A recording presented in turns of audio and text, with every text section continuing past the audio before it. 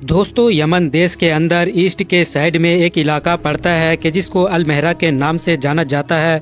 और यहाँ पर एक सहराई इलाका मतलब कि रेगिस्तानी इलाका है जो कि ओमान और यमन के बॉर्डर के पास में मौजूद है।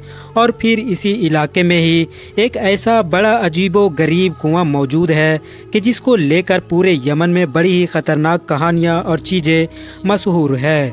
दोस्तों यमन में मौजूद इस कुएं का नाम बरहूत है, जबकि इसको आम तौर पर पूरी दुनिया में वेल ऑफ हेल यानी कि जहन्नमी कुएं के नाम से भी जाना जाता है। इस कुएं के अंदर क्या मौजूद है ये कोई भी नहीं जानता है, मगर ज़्यादातर लोगों का यही मानना है कि ये कुआं लगभग 800 फीट के करीब गहरा हो सकता है।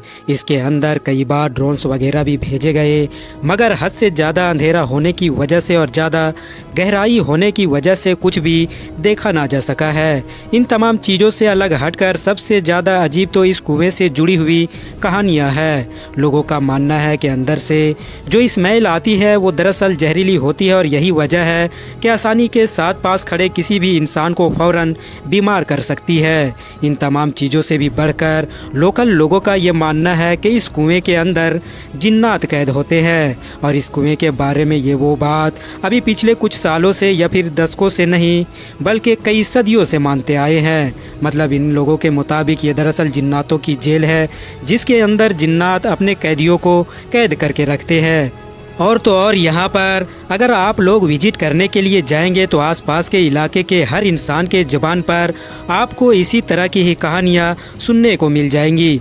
लोगों का ये भी मानना है कि इस कुएं के पास जाने पर यह कुआं किसी भी इंसान को अपने अंदर खींच भी सकता है। कई लोग तो ये तक मानते हैं कि इस कुएं के पास जाने से इंसान की ज़िंदगी में कोई बुरा वाक़या या कोई बुरा हादसा भी पेश आ सकता है।